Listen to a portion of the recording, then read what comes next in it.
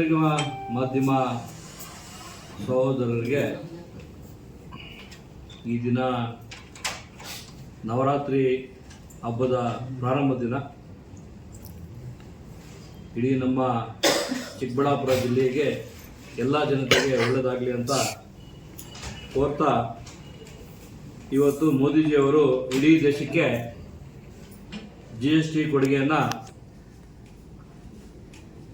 ಎಲ್ಲ ಸಾಮಾನ್ಯ ವರ್ಗಕ್ಕೆ, ಮಿಡ್ಲ್ ಕ್ಲಾಸ್ ಫ್ಯಾಮಿಲಿಗಳಿಗೆ ಸಾಕಷ್ಟು ಸುಧಾರಣೆಯನ್ನು ಮಾಡಿ ದುಡ್ಡನ್ನ ಉಳಿತಕ್ಕಂಥ ಕೆಲಸ ಮಾಡಿದ್ದಾರೆ. GST ಸುಧಾರಣೆ 5%, 12%, 18% ಹಾಗೂ 28%, 4 ಸ್ಲ್ಯಾಬ್ ಇತ್ತು. ಈಗ ಕೇವಲ 2 ಸ್ಲ್ಯಾಬ್ ಮಾಡಿದ್ದಾರೆ, 5 ಮತ್ತು 18. ಈಗಾಗಲೇ ಇಡೀ ದೇಶ ನೋಡ್ತಾ ಇದೆ. ಸಾಕಷ್ಟು ಗ್ರಾಹಕರಿಗೆ, ಎಲ್ಲ ಒಂದು ಮಧ್ಯಮ ವರ್ಗದಿಂದ ಹಿಡಿದು ಎಲ್ರಿಗೂ ಕೂಡ 5% ಇರ್ತಕ್ಕಂಥದ್ದು 0% ಕೂಡ ಸಾಕಷ್ಟು ಸಾಮಗ್ರಿಗಳು ಮಾಡಿದ್ದಾರೆ. ಉದಾಹರಣೆಗೆ ಹಾಲಿನ ಪ್ರಾಡಕ್ಟ್ಸ್ಗೆ 5% 0 ಮಾಡಿದ್ದಾರೆ. ಹಾಲನ್ನು ಪ್ರತಿಯೊಬ್ಬರು ಬಳಕೆ ಮಾಡ್ತಾರೆ. ಈ 5% ಬೆನಿಫಿಟ್ ಇಡೀ ದೇಶಕ್ಕೆ ಸಿಗ್ತಾ ಇದೆ. ಇವತ್ತು ದೇಶದಲ್ಲಿ ಸಾಕಷ್ಟು ನಗರ ಪ್ರದೇಶದಲ್ಲಿ ಮನೆ ಬಾಡಿಗೆಗಳನ್ನು ಕೊಡ್ತಾರೆ. ಮನೆ ಬಾಡಿಗೆ ಕೊಟ್ಟರೆ 8 ಲಕ್ಷ, 9 ಲಕ್ಷ, 10 ಲಕ್ಷ, 11 ಲಕ್ಷವರೆಗೂ ಮನೆ ಬಾಡಿಗೆ ಬಂದರೆ ಮೊದಲು 2 ಲಕ್ಷ, 2 ಲಕ್ಷ ಇನ್ಕಮ್ ಟ್ಯಾಕ್ಸ್ ಕಟ್ಟಬೇಕಾಗಿತ್ತು. ಅದು 0 ಆಗಿದೆ.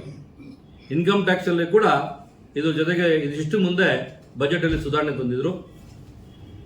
ರೈತರ ಮಕ್ಕಳು ಸಾಕಷ್ಟು ಜನ ಇಲ್ಲಿಂದ ಹಳ್ಳಿಯಿಂದ ಹೋಗಿ ನಗರದಲ್ಲಿ ಸಾಕಷ್ಟು ಕಾರ್ಖಾನೆಗಳಲ್ಲಿ, ಸಾಕಷ್ಟು ಸರ್ಕಾರಿಯಲ್ಲಿ ಉದ್ಯೋಗವನ್ನು ಮಾಡ್ತಾ ಇರ್ತಕ್ಕಂಥವ್ರು ಕೂಡ 12 ಲಕ್ಷವರೆಗೂ ಇನ್ಕಮ್ ಟ್ಯಾಕ್ಸ್ ಎಲ್ಲ 0 ಮಾಡಿದ್ರಿಂದ ಅವ್ರಿಗೂ ನೇರ 2 ಲಕ್ಷವರೆಗೂ ಅವ್ರಿಗೂ ಬೆನಿಫಿಟ್ ಆಗಿದೆ, 0 ಡೌನ್ ಆಗಿದೆ. ಈ ರೀತಿ ದೇಶದಲ್ಲಿ ಮೋದಿಜಿಯವರ ಕೊಡುಗೆ ನೇರವಾಗಿ ಎಲ್ರಿಗೂ ಕೂಡ ಜಾತಿ ಮತ ಭೇದ ಇಲ್ದಿದ್ದ ಎಲ್ರಿಗೂ, ಸಾಮಾನ್ಯ ಜನರಿದ್ದು ಎಲ್ರಿಗೂ ಕೂಡ ಒಂದೇ ತರ ನೋಡಿ ಇವತ್ತು ಎಲ್ರಿಗೂ ಬೆನಿಫಿಟ್ ಸಿಗ್ತಾ ಇದೆ. ಅದೇ ಕಾಂಗ್ರೆಸ್ನವರು ಮೊನ್ನೆ 2023 ಸರ್ಕಾರ ಬರಕ್ಕಿಂತ ಮುಂಚೆ ಬಿಜೆಪಿ ಸರ್ಕಾರ ಇತ್ತು. 40% ಸರ್ಕಾರ ಅಂತೇಳಿ ಬೊಬ್ಬೆ ಹೊಡೆದು ಜನರಿಗೆ 5 ಗ್ಯಾರಂಟಿಗಳನ್ನು ಕೊಡ್ತೀವಿ ಅಂತೇಳಿ ಮುಖಕ್ಕೆ ಮೊಸೆ ಬಡಿದು ಇವತ್ತು ಗ್ಯಾರಂಟಿಗಳು ಕೂಡ ಸರಿಯಾಗಿ ಅನುಷ್ಠಾನ ಕೊಡ್ತಾ ಇಲ್ಲ. ಅದರ ಜೊತೆಗೆ ಈಗ ಜಾತಿ ಜನಗಣತಿನ ಏನು ಮಾಡಿದ್ರು ಈಗಾಗಲೇ ಮತ್ತೊಂದು ಬಾರಿ ಈಗ ಹೊಸದಾಗಿ ಮಾಡಕ್ಕೆ ಹೊರಟಿದ್ದಾರೆ. ಹಿಂದುಳಿದ ವರ್ಗಕ್ಕೆ ಇಟ್ಟಿರ್ತಕ್ಕಂಥ ದುಡ್ಡನ್ನ ಇದಕ್ಕಾಗಿ ವೆಚ್ಚ ಮಾಡಿ ಇವತ್ತು ಹಿಂದುಳಿದ ವರ್ಗದ ಪಾಕೆಟ್ಗೂ ಕೂಡ ಇವತ್ತು ಕನ್ನ ಹಾಕ್ತಾ ಇದ್ದಾರೆ. ದುಡ್ಡನ್ನ ಹಾಳು ಮಾಡ್ತಾ ಇದ್ದಾರೆ. ದುಡ್ಡು ಹಾಳು ಮಾಡಿದ್ರೆ ಹೋಗ್ಲಿ, ದೇಶ ಹೊಡೆಯೋದು, ಜಾತಿ ಹೊಡೆಯೋ ಕೆಲಸಕ್ಕೆ ಕೈ ಹಾಕ್ಬಿಟ್ಟಿದ್ದಾರೆ ಕಾಂಗ್ರೆಸ್ ಸರ್ಕಾರ. ಯಾಕಂದ್ರೆ ಇಷ್ಟು ಮುಂದೆ ಸಂವಿಧಾನದಲ್ಲಿ ಈಗಾಗಲೇ ಮಾಡಿರ್ತಕ್ಕಂಥ ಜಾತಿ ಗಣತಿಯಲ್ಲಿ ಇಲ್ಲದೆ ಇರ್ತಕ್ಕಂಥದ್ದು ಹೊಸದಾಗಿ ಸೃಷ್ಟಿ ಮಾಡಿದ್ದಾರೆ. ಒಕ್ಕಲಿಗರ ಜೊತೆಗೆ ಕ್ರಿಶ್ಚಿಯನ್ ಇದ್ರೆ ಕ್ರಿಶ್ಚಿಯನ್ ಅಂತ ಮಾಡ್ತಕ್ಕಂಥ ಹೊಟ್ಟಿದ್ದಾರೆ. SC ಇದ್ರೆ ಜೊತೆಗೆ ಕ್ರಿಶ್ಚಿಯನ್ ಸೇರಿಸಿದ್ದಾರೆ. ಅದೇ ರೀತಿ ಲಿಂಗಾಯತ ಎಲ್ಲಾ ಜಾತಿಗೂ ಕ್ರಿಶ್ಚಿಯನ್ ಅನ್ನ ಸೇರಿಸ್ಬಿಟ್ಟಿದ್ದಾರೆ. ಆದರೆ ಹಿಂದೂಗಳನ್ನ ಹೊಡಿತಕ್ಕಂಥ ಕಾರ್ಯಕ್ರಮನ ಇವತ್ತು ಸೋನಿಯಾ ಗಾಂಧಿ ಅವರನ್ನ ಮೆಚ್ಚೋದಕ್ಕೆ, ಇಟಲಿ ಸಂಪ್ರದಾಯನ ಮೆಚ್ಚೋದಕ್ಕೆ ಇವತ್ತು ಸಿದ್ದರಾಮಯ್ಯನವರು, ಕಾಂಗ್ರೆಸ್ನವರು ಕೈ ಹಾಕಿದ್ದಾರೆ. ಜೇನುಗೂಡಿಗೆ ಕೈ ಹಾಕ್ದಂಗೆ ಅವರಿಗೆ ವಕ್ರ ಬಂದ್ಬಿಟ್ಟಿದೆ. ಈಗ ಜನರ ಮನೋಭಾವನೆಗಳ ಮೇಲೆ ಧಕ್ಕೆ ಬರ್ತಕ್ಕಂಥ ಕಾರ್ಯಕ್ರಮ ಹಮ್ಮಿಕೊಂಡಿದ್ದಾರೆ. ಮೋದಿಜಿಯವರ ಕಾರ್ಯಕ್ರಮ ನೋಡಿ ಜನರು ನೋಡಬೇಕು.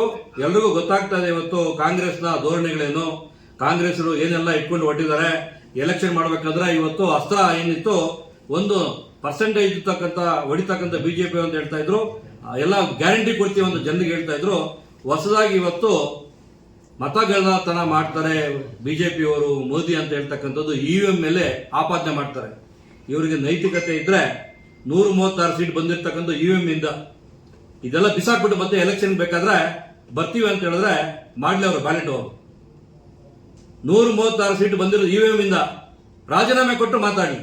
ಅವ್ರಿಗೇನಾದ್ರೂ ಮಾನ ಮರ್ಯಾದೆ ನಾಚಿಕೆ ಇದ್ರೆ, ಇವತ್ತು ಕಾಂಗ್ರೆಸ್ನ ಅಧಿಕಾರ ದಾಹಕ್ಕೋಸ್ಕರ ಇವತ್ತು ಏನ್ ಮಾಡಬೇಕಾದ್ರೂ ಹೊಟ್ಟಿದ್ದಾರೆ. ಇದು ಜನರ ಸಾಮಾನ್ಯರಿಗೆ ಗೊತ್ತಾಗ್ತದೆ. ಮೋದಿಯವರು ಯಾವ ನಿಟ್ಟಿನಲ್ಲಿ ಕೆಲಸ ಮಾಡ್ತಾ ಇದ್ದಾರೆ, ರಾಜ್ಯದಲ್ಲೇ ಅಲ್ಲ ದೇಶದಲ್ಲೆಲ್ಲ ವಿದೇಶಗಳಲ್ಲಿ ಮೋದಿಜಿಯನ್ನು ಒಪ್ಕೊಂತಾ ಇದ್ದಾರೆ. ನಮ್ಮ ಇರ್ತಕ್ಕಂಥ ಕಾಂಗ್ರೆಸ್ನವರು ಇಲ್ಲಿರ್ತಕ್ಕಂಥ ಹಿಂದುತ್ವ ಹೊಡೆದುಬಿಟ್ಟು ಅಧಿಕಾರ ದಾಹದಿಂದ ಇವತ್ತು ನಡೀತಾ ಇದ್ದಾರೆ. ಅವ್ರಿಗೆ ಹೋಗೋ ಕಾಲ ಬಂದಿದೆ.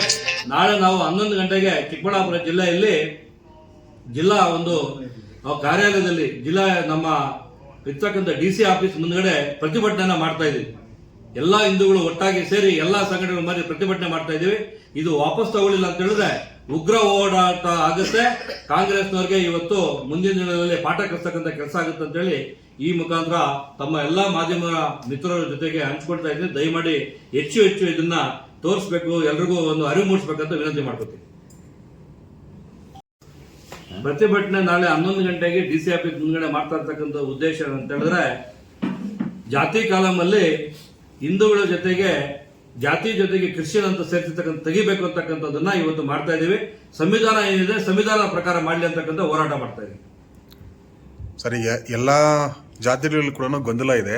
ಮೊನ್ನೆ ಒಕ್ಕಲಿಗರ ಸಮಾವೇಶದಲ್ಲಿ ಕೂಡ ಅದು ಗೊಂದಲ ಅಂತ ಪರಿಗಣನೆಗೆ ತಗೊಂಡು ಒಂದು ಚರ್ಚೆ ಆಗ್ತಾ ಇತ್ತು.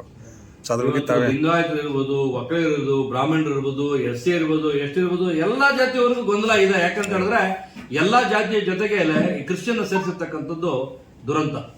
ಇದು ಯಾಕೆ ಮಾಡಕ್ ಹೊರಟಿದ್ದಾರೆ ಅವ್ರಿಗೆ ಗೊತ್ತಾಗಬೇಕು.